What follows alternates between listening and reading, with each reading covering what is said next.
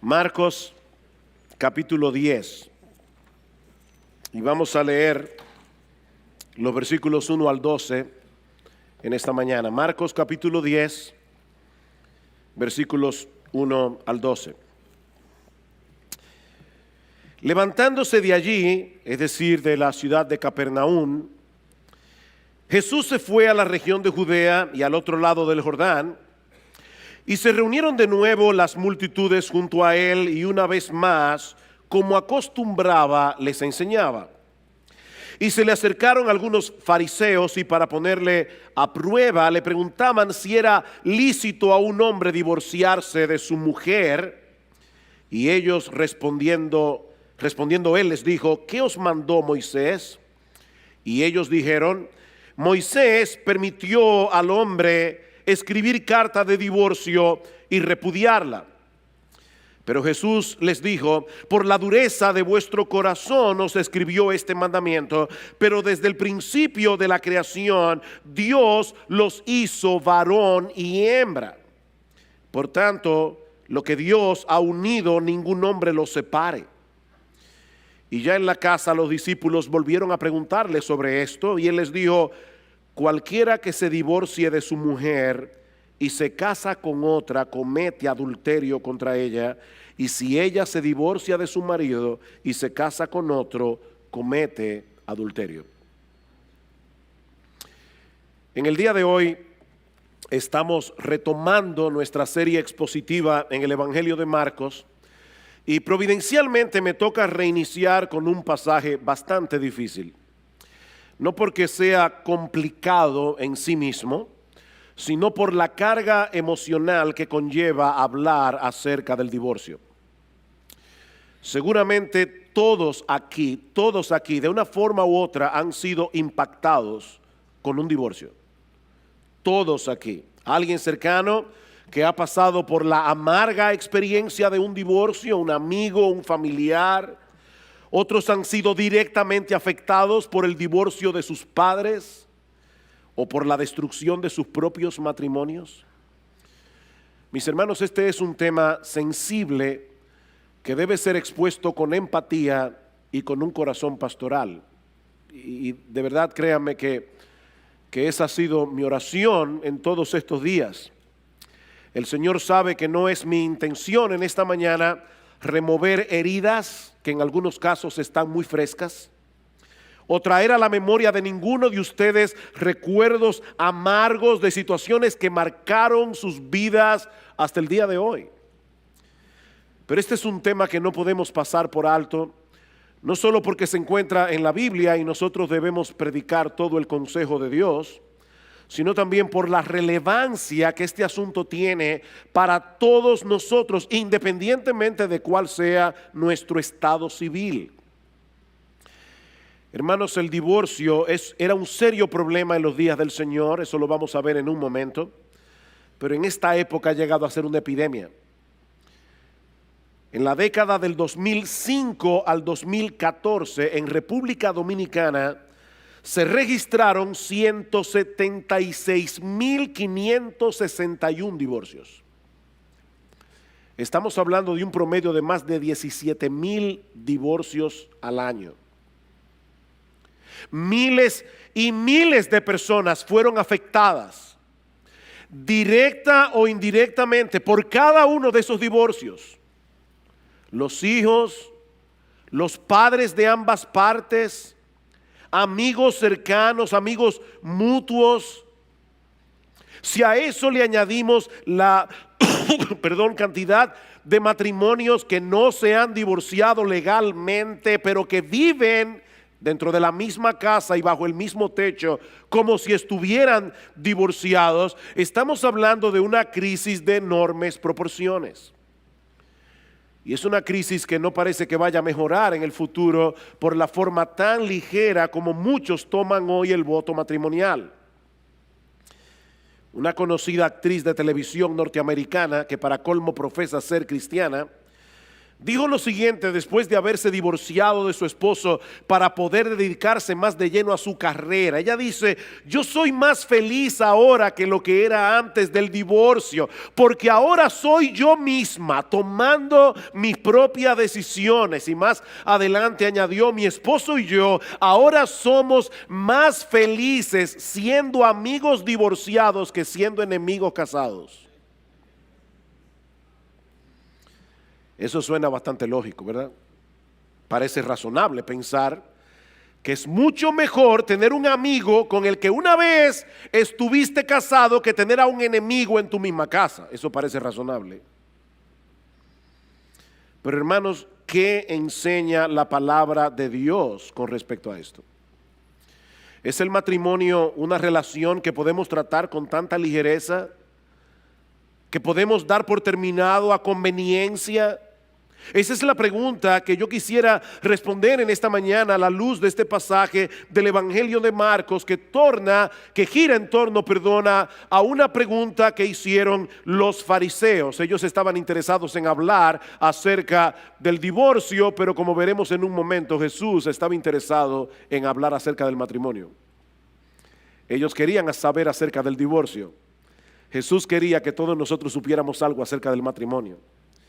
Dice en el capítulo 10, versículo 1, una vez más: levantándose de allí, Jesús se fue a la región de Judea y al otro lado del Jordán, y se reunieron de nuevo las multitudes junto a él, y una vez más, como acostumbraba, les enseñaba. En este versículo estamos entrando en el último tramo del ministerio terrenal de nuestro Señor Jesucristo. El Señor ha salido definitivamente de la región de Galilea, al norte de Palestina, y se dirige hacia la región de Judea, al otro lado del Jordán, es decir, hacia una región, un lugar llamado Perea. Ahora, ¿por qué ese dato es importante?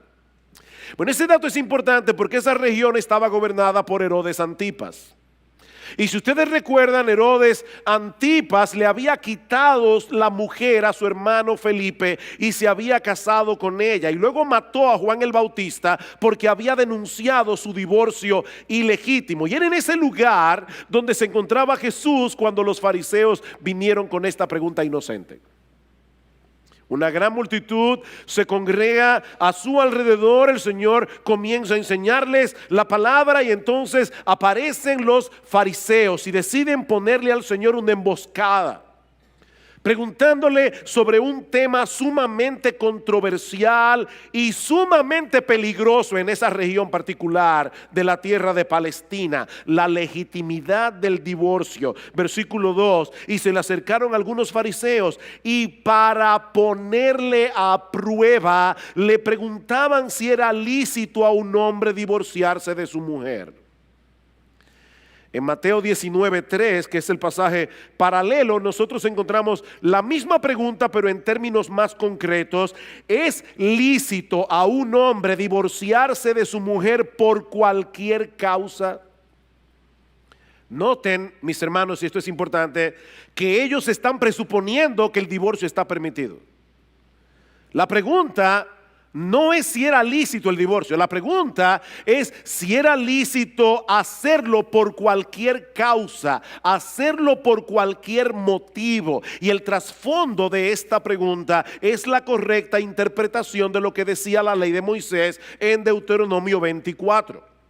Los israelitas habían estado inmersos en la cultura egipcia por más de 400 años, donde fueron esclavos, y habían absorbido muchas de sus costumbres paganas, incluyendo una visión muy ligera acerca del matrimonio. Tal parece que el divorcio era muy común entre los israelitas en ese tiempo, pero en vez de prohibir el divorcio, lo que hace el Señor es regularlo, introduciendo una limitante en un caso particular. Yo voy a leerles Deuteronomio 24, no tienen que buscarlo, pero en los versículos 1 al 4, esto es lo que dice la palabra de Dios.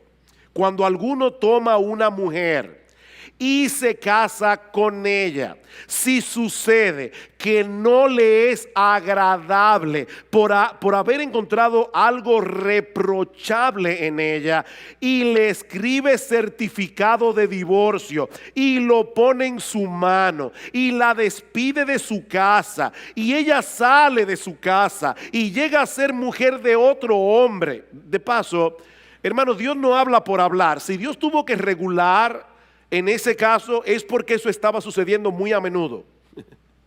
Los hombres estaban divorciándose de sus mujeres por cualquier cosa.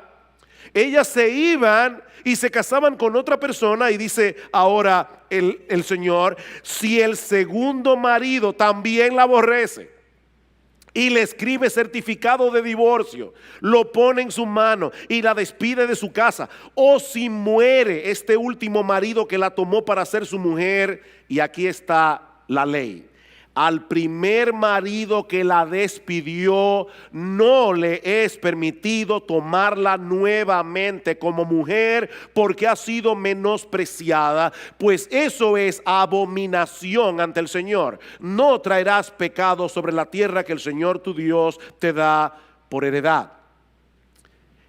Es a ese pasaje que están aludiendo los fariseos en Marcos capítulo 10. Ahora, este pasaje no promueve el divorcio. De hecho, este pasaje ni siquiera nos da un juicio de valor sobre cómo deberíamos ver el divorcio. Simplemente regula este caso particular. Si una persona se divorciaba de su mujer por haber hallado en ella algo reprochable, y esta mujer se casaba con otro hombre, si se daba el caso de que ese otro hombre también se divorciara o muriera, su primer marido no podía volver a casarse con ella bajo ninguna circunstancia. Y básicamente lo que Dios está diciendo aquí es: la mujer no es un juguete que tú puedes desechar cuando tú quieras y volverla a tomar cuando tú quieras. Piénsalo bien antes de poner en su mano una carta de divorcio. Mis hermanos, la relación matrimonial no es como el contrato de cable. Cuando tú tienes un cable, cable TV en tu casa, tú puedes buscar otra compañía, a tratar, a ver si los canales que tienes son mejores que los que tú tienes en el otro plan. Y si no te conviene, puedes volver a la otra compañía, de nuevo, a la anterior. Pero Dios está diciendo: no hagas eso con el matrimonio. El matrimonio es un vínculo sagrado. El matrimonio no puede ser tratado con tanta ligereza. Ahora bien, ¿a qué se refiere el texto de Deuteronomio 24 al hablar de algo reprochable o de algo indecente, como dice la Reina Valera del 60? Bueno, en el tiempo del Señor, y esa fue la razón de la pregunta, en el tiempo del Señor las opiniones estaban divididas con respecto a esto. Por un lado estaba la escuela de un rabino llamado Shammai, que decía que la única causa legítima para el divorcio era el adulterio. Obviamente esa interpretación de Deuteronomio 24 tiene un gran problema. ¿Qué se hacía con las adúlteras y con los adúlteros en el Antiguo Testamento? Le aplicaban la pena capital, así que evidentemente era permitido el matrimonio por causa de adulterio, porque al adúltero lo mataban y la persona quedaba viuda, así que no había problemas, no había que regular sobre ese tema. Así que no puede ser de eso que está hablando Deuteronomio 24. Por otro lado estaba la escuela de otro rabino llamado Hillel, que decía que el texto de Deuteronomio 24 se refiere a cualquier cosa, literalmente cualquier cosa que hiciera que la mujer luciera desagradable o vergonzosa a los ojos del marido. Y por supuesto, además está decir que esa era la posición más popular entre los fariseos en el día del Señor. Noten una vez más la pregunta: ¿es lícito a un hombre divorciarse de su mujer por cualquier causa? ¿Tiene razón el rabino Hillel? Es lo que ellos le están preguntando. Mis hermanos, según el rabino Hillel, si la mujer quemaba el pan, eso era algo reprochable y por lo tanto una causa legítima para divorciarse. Si quemaba el pan. Si el hombre conocía a otra mujer que a sus ojos era más hermosa que la suya, su esposa había llegado a ser algo vergonzoso para él y podía divorciarse. De hecho, Flavio Josefo, que era un conocido historiador del siglo I, llegó a incluir el mal aliento como una de esas cosas reprochables. Imagínense esa pobre mujer haciendo gárgara el día entero. Era increíble. Y aunque nosotros no tenemos el tiempo para considerar en detalle Deuteronomio 24, muchos estudiosos del Antiguo Testamento, y yo concuerdo con esto, piensan que esa cosa indecente, esa cosa reprochable puede referirse a una conducta indecorosa de parte de la mujer que no llegaba a ser adulterio. O sea, probablemente se refiere a un hombre que ve a su esposa comportarse de una manera que para él era vergonzoso, pero no llegaba a ser un adulterio que justificara que ella fuera condenada a la pena capital. Ahora, es un texto difícil. El punto es que los fariseos no estaban interesados en conocer su interpretación. Ellos querían hacer quedar mal a Jesús delante de la gente. Tal vez sospechaban que el Señor iba a estar de acuerdo con la posición más estricta y que eso iba a restarle popularidad. O tal vez esperaban ponerlo en una situación bien difícil con Herodes Antipas. Recuerden que Marcos dice, ellos lo pusieron a prueba. Esto fue una emboscada, mis amados hermanos. Ellos pusieron a Jesús en riesgo. ¿Cómo resuelve Jesús este dilema? Llevándolos a considerar el diseño original de Dios para el matrimonio. Ya vimos la pregunta de los fariseos, veamos ahora en segundo lugar la respuesta de Jesús. Versículo 3. Me encanta esta respuesta. Y respondiendo él les dijo, ¿qué os mandó Moisés? Es una pregunta interesante. El Señor apeló a la Biblia, no a la opinión de un rabino, no a ninguna escuela rabínica. Ellos estaban diciendo, ¿qué te parece lo que dice Gilel o lo que dice Shammai? Y Jesús le dice, ¿qué le parece a ustedes si vamos a la Biblia? ¿Qué dice Moisés? Jesús descansaba plenamente en la autoridad de las Escrituras, no en la opinión de los hombres. Mis hermanos, lo que la Biblia dice es lo que Dios dice. Lo que la Biblia dice es lo que Dios dice, porque este libro que fue escrito por hombres inspirados por el Espíritu Santo. No importa cuál sea el tema que estemos tratando, lo que Dios dice en su palabra es lo que le pone punto final a cualquier cosa. No lo que a nosotros nos parece más lógico en una situación particular. Y yo digo esto porque muchas veces cuando estamos hablando acerca de este tema del divorcio y del nuevo matrimonio, nosotros cometemos el error de argumentar a favor de una postura partiendo de un caso particular que apela a nuestra sensibilidad. Casos que no nos ayudan a ser objetivos porque apelan a nuestras emociones. ¿Cuántas veces hemos oído este ejemplo? ¿Qué debe hacer una mujer que está casada con un hombre que casi ni habla? Y cuando abre la boca, o es para pelear, o es para demandar algo, o es para criticar. ¿Debe continuar casada con ese patán? Miren, mis hermanos, yo no quisiera que esto sonara a falta de empatía con las mujeres que están pasando por esa terrible situación, pero esa no es la primera pregunta que nosotros debemos hacer. La primera pregunta es, ¿qué dice Dios en su palabra acerca del matrimonio? Otra vez, el Señor Jesucristo es la segunda persona de la Trinidad. Él es la compasión encarnada. Si hay alguien, mis amadas hermanas, que entienden cuando ustedes son maltratadas verbalmente o emocionalmente por sus maridos, si hay alguien que las entiende, es el Señor. Sin embargo, Él basó su argumentación en las Escrituras. ¿Qué dice la Biblia? Aunque este es un tema que nos impacta emocionalmente, hermanos, no podemos tomar decisiones sobre la base de nuestras emociones. Debemos tomar decisiones sobre la base de lo que Dios ha revelado en su palabra. ¿Qué os mandó Moisés? Versículo 4. Ellos dijeron, ¿Moisés permitió al hombre escribir carta de divorcio y repudiarla?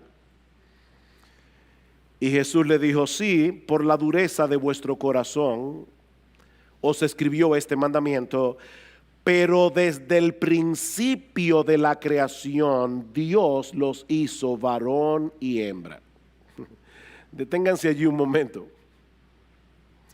Los fariseos tenían una visión tan distorsionada del matrimonio que lo único que parecía importarles eran las disposiciones legales. Mientras el marido cumpliera con poner en la mano de su mujer desechada una carta de repudio tal como estaba estipulado en la ley, todo estaba bien.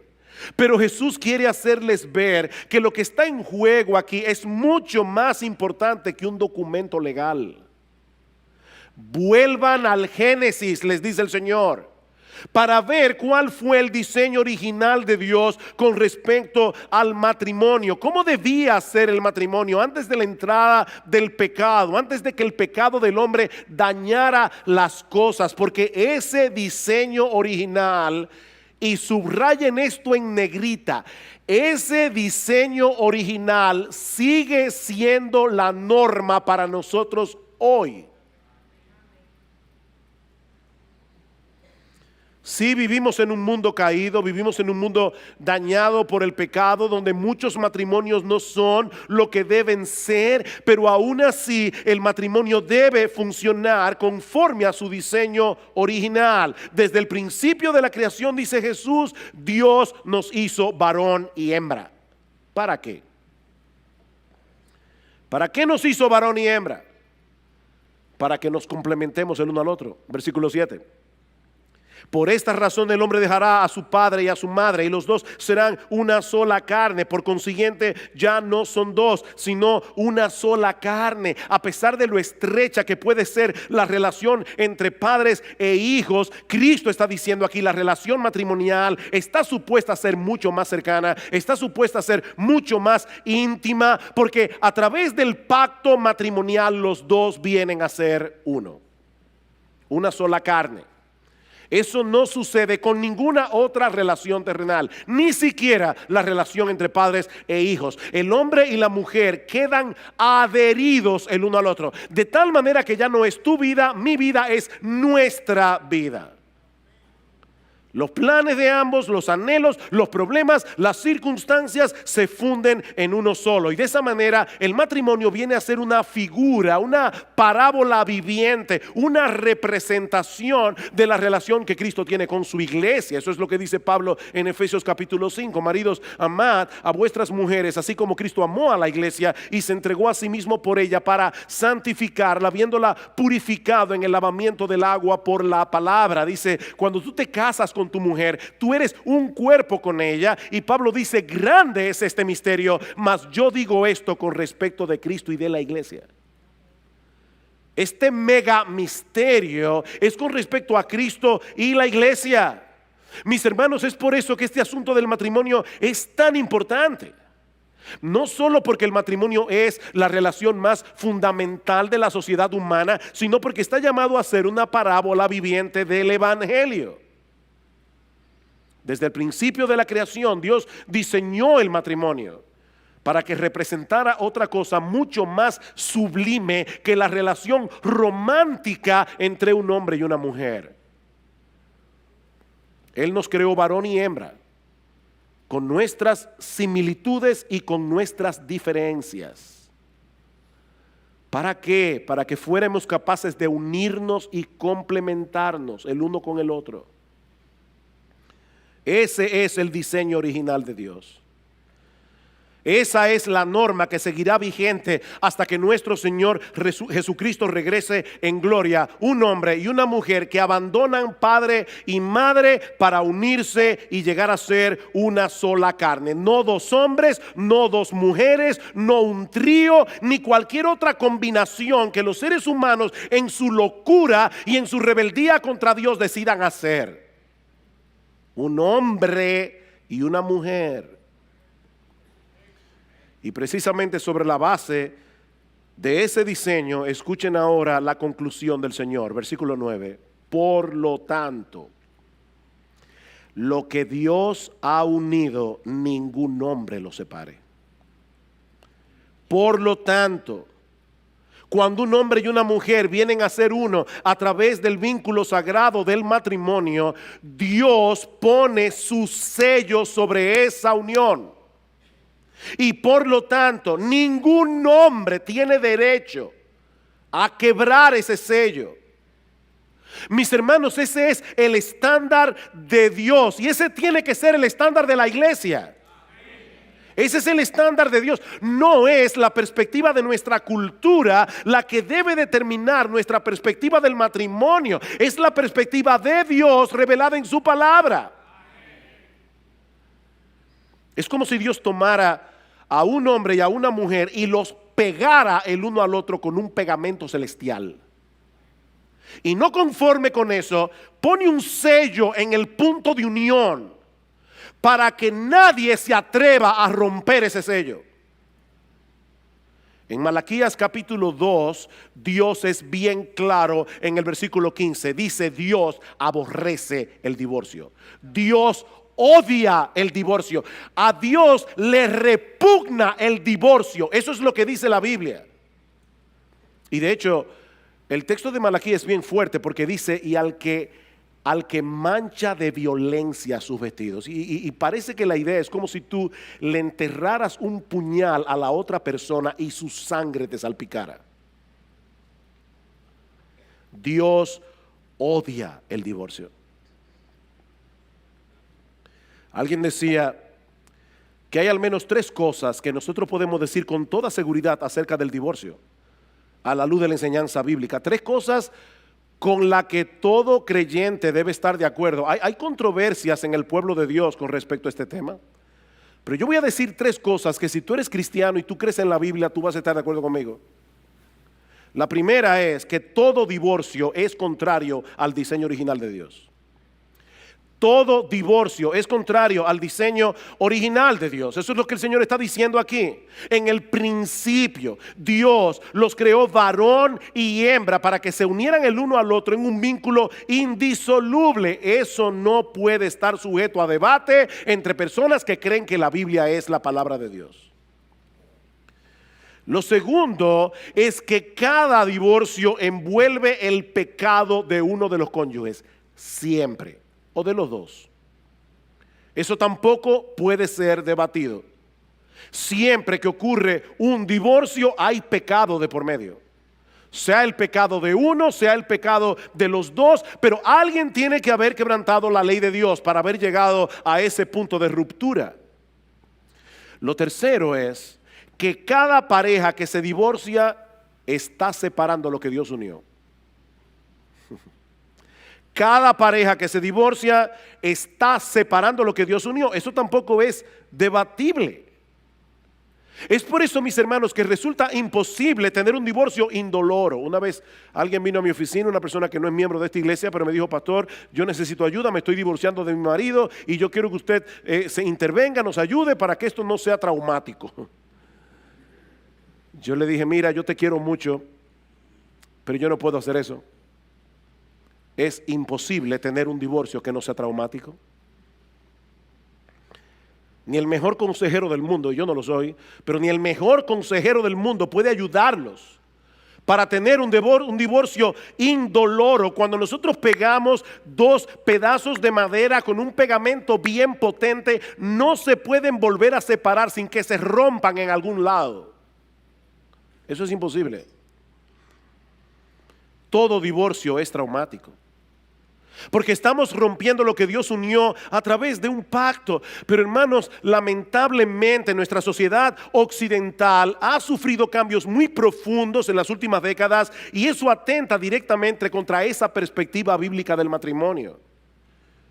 Hasta hace relativamente poco tiempo la gente solía pensar en el matrimonio como una unión contractual permanente, diseñada con el fin de proveer amor mutuo, procreación y protección. Y que esa unión contractual imponía sobre los cónyuges obligaciones con respecto a Dios y con respecto a la sociedad. Ese era el concepto que la gente tenía antes del matrimonio. Pero desde hace unas décadas el matrimonio ha comenzado a ser percibido como un contrato sexual temporal, diseñado para la gratificación de las partes individuales En otras palabras, lo que antes era una institución pública para el bien común, ahora es un arreglo privado para la satisfacción del individuo. Mientras esa relación me reporte beneficios, permanezco junto contigo.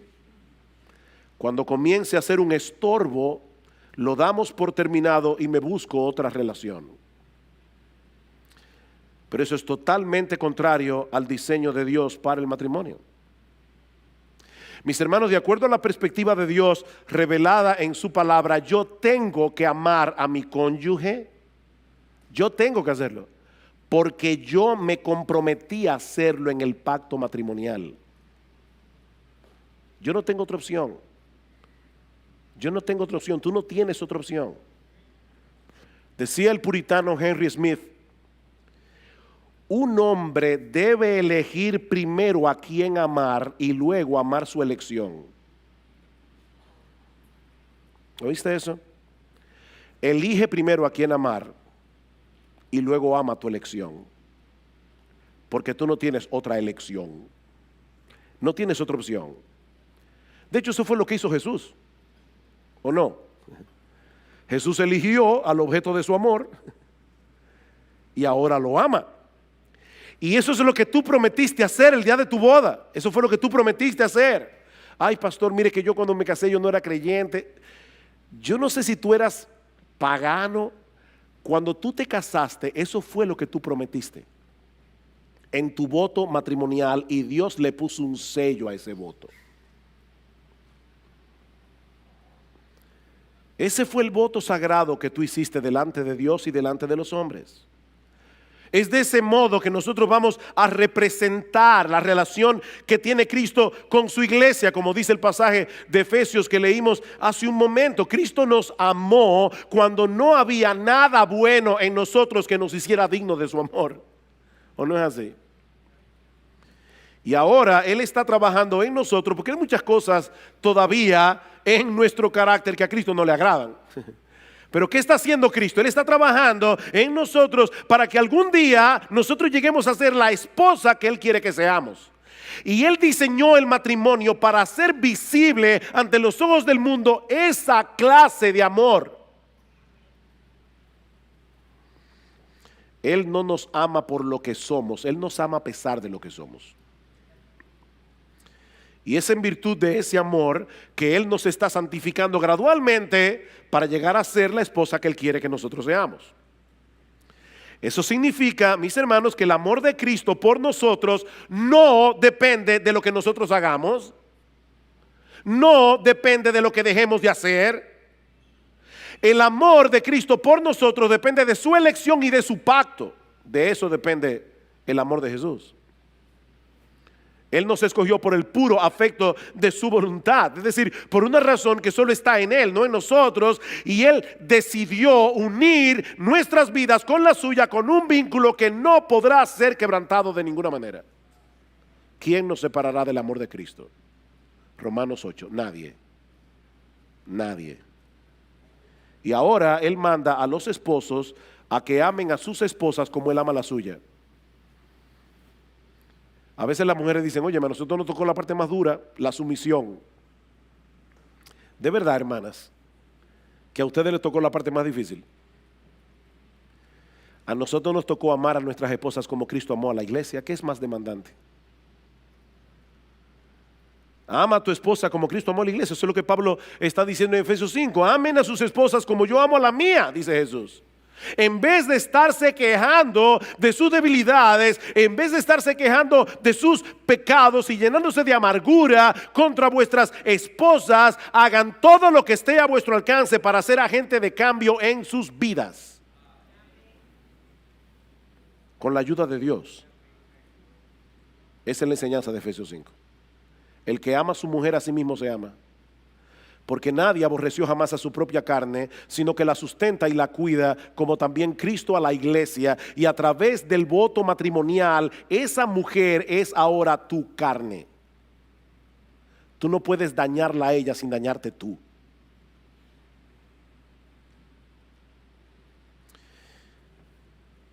Yo les dije, hermanos, este pasaje, ¿verdad?, comienza con una pregunta sobre el divorcio, pero de lo que habla Jesús es del matrimonio. Ahora, ¿qué del divorcio? ¿Quiere decir entonces que no existe ninguna razón legítima para que una pareja se divorcie? Eso nos lleva a nuestro tercer encabezado. Ya vimos la pregunta de los fariseos, luego la respuesta de Jesús. Veamos ahora en tercer lugar la pregunta de los discípulos. Versículo 10. Y ya en la casa, los discípulos volvieron a preguntarle sobre esto. Yo me imagino a los apóstoles diciendo, pero ven acá, a final de cuentas, él no respondió a la pregunta. Ellos se quedaron dándole mente al asunto. Por lo menos no lo respondió directamente. Y yo supongo que Jesús no quiso responder, por lo menos por dos razones. Por un lado, porque no era una pregunta sincera, eso ya lo vimos hace un momento, esto fue una emboscada. Esto no era una pregunta sincera, ellos no tenían ningún interés de entender mejor las escrituras, ellos querían desacreditar a Jesús. Y el Señor decidió no responderles. Pero yo pensaba, estudiando ese texto esta semana, ¿y no será también que Cristo no quiso responder directamente? Porque Él quería dejar en la multitud una visión elevada del matrimonio. Recuerden que los fariseos no eran los únicos que estaban allí ese día. Si leen el versículo 1 otra vez, allí dice que Cristo estaba rodeado de multitudes. Ahí había mucha gente, muchísima gente. Y es muy probable que el Señor hubiera querido dejar en sus mentes la idea de que lo importante no es si existe alguna razón legítima para divorciarse. Lo importante es recordar que hay muchas razones para seguir casado. Pero los discípulos estaban inquietos. De hecho, en el pasaje paralelo de Mateo dijeron, ay mi madre, pero si eso es así no conviene casarse. Ellos estaban tan acostumbrados ya a esa cosmovisión de que se podían zafar de la mujer por cualquier cosa, que ellos llegaron a pensar, entonces no conviene casarse.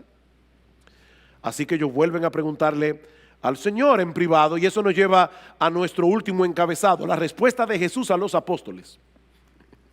Versículo 11.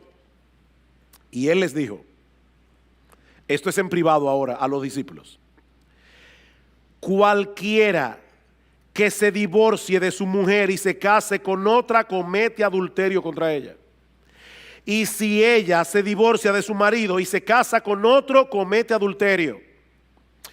Ustedes ven, hermanos, por qué yo les decía que esto fue una trampa que los fariseos le pusieron a Jesús, no solamente por lo de Herodes Antipas. ¿Ustedes imaginan que Jesús viniera a un programa de televisión con un alto rating de audiencia y que le hicieran esa pregunta frente a las cámaras y Cristo dijera en nuestra sociedad, cualquiera que se divorcia de su mujer por cualquier causa, porque esa fue la pregunta, y se casa con otra persona, ha adulterado? Esta sociedad está llena de adúlteros.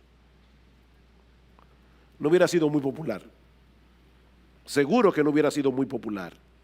Ahora, hermanos, es importante recordar cuál fue la pregunta que Jesús está respondiendo aquí en el Evangelio de Mateo. ¿Es lícito a un hombre divorciarse de su mujer por cualquier causa? La respuesta del Señor a los discípulos es por supuesto que no. Por supuesto que no. No importa lo que las leyes humanas digan al respecto. Lo que Dios unió, el hombre no lo puede separar. Ese matrimonio se registró en la oficialía celestial y Dios no lo ha tachado.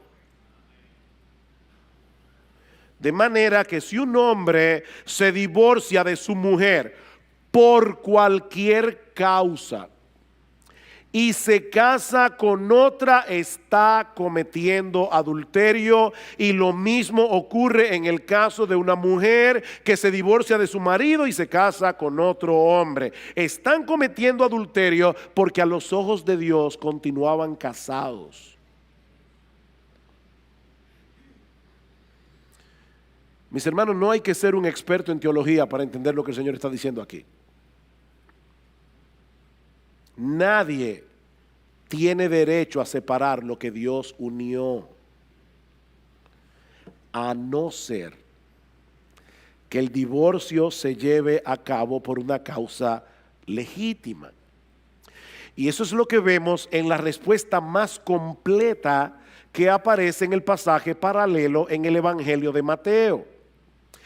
Mateo 19:9, y yo os digo que cualquiera que se divorcie de su mujer, salvo por infidelidad, y se casa con otra, comete adulterio. La versión Reina Valera lo dice de esta manera: yo os digo que cualquiera que repudia a su mujer, salvo por causa de fornicación, la palabra allí es porneia e incluye una amplia gama de pecados sexuales, salvo por causa de fornicación, y se casa con otra, adultera, y el que se casa con la repudiada, adultera. Es la misma enseñanza que encontramos en el Sermón del Monte, Mateo 5:31. También fue dicho: cualquiera que repudie a su mujer, dele carta de divorcio. Pero yo os digo que el que repudia a su mujer, a no ser por causa de fornicación, hace que ella adultere, y el que se casa con la repudiada comete adulterio.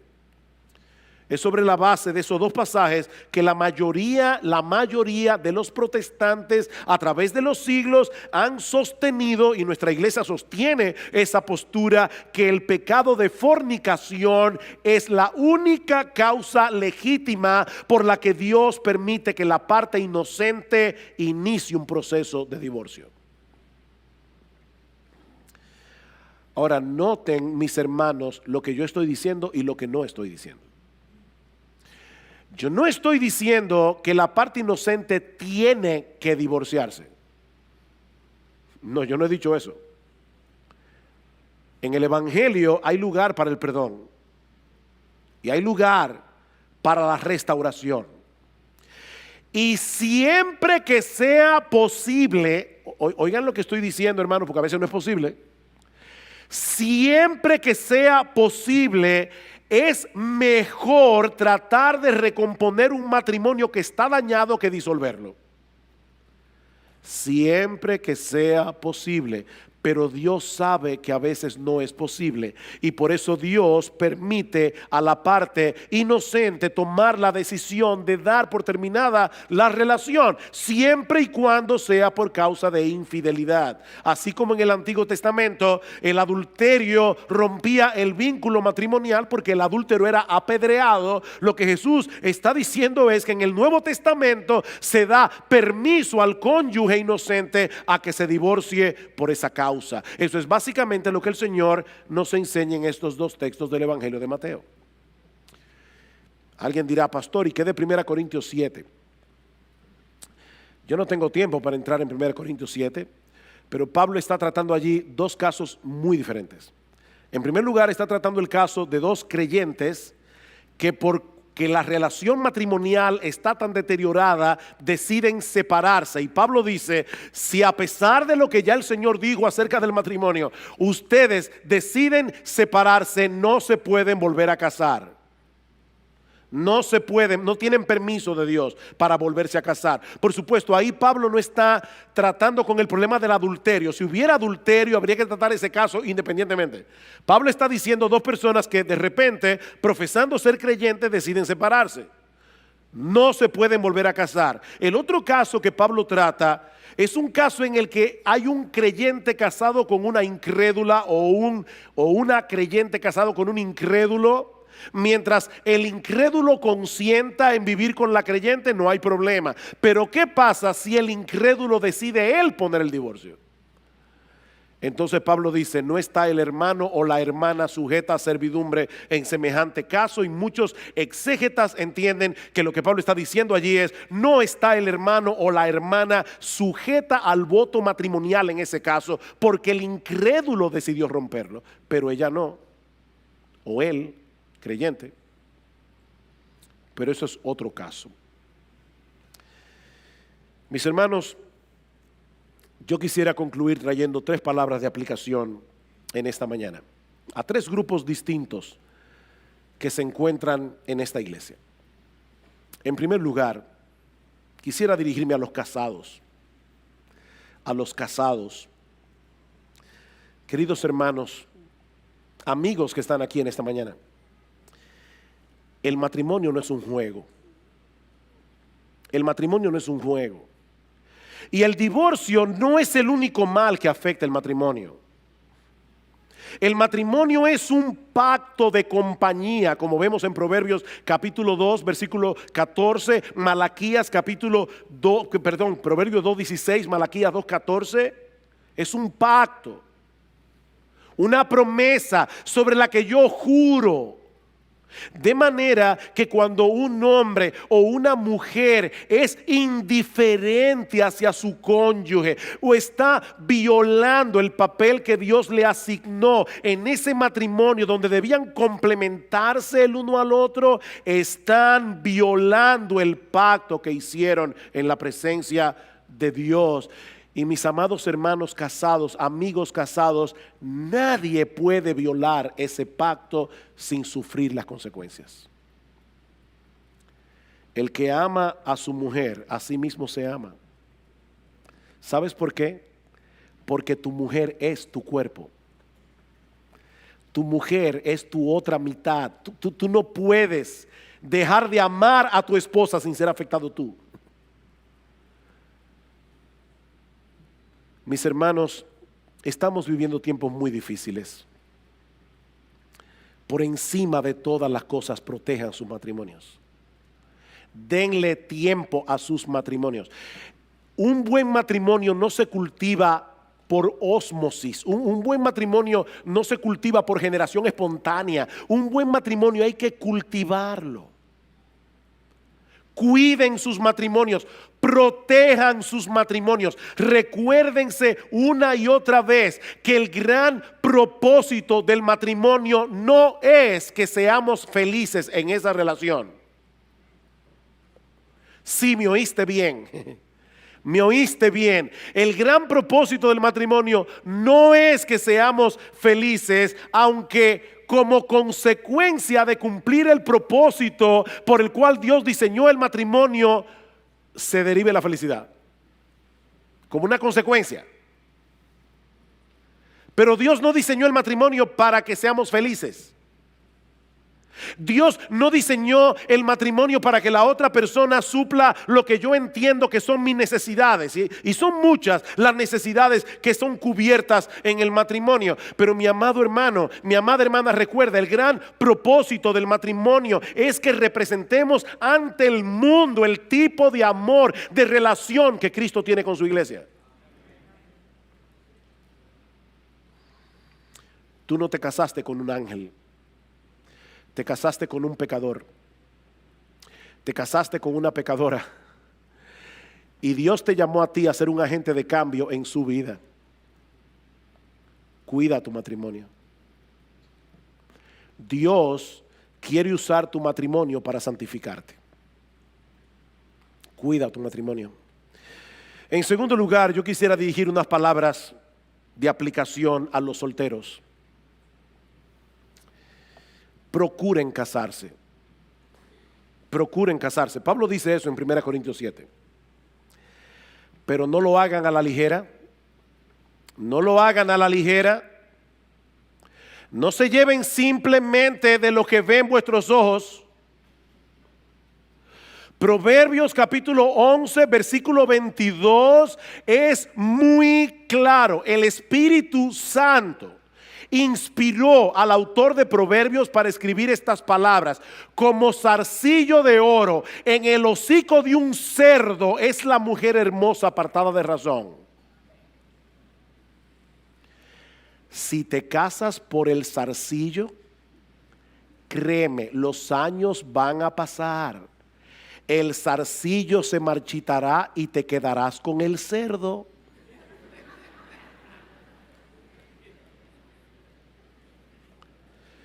procura casarte,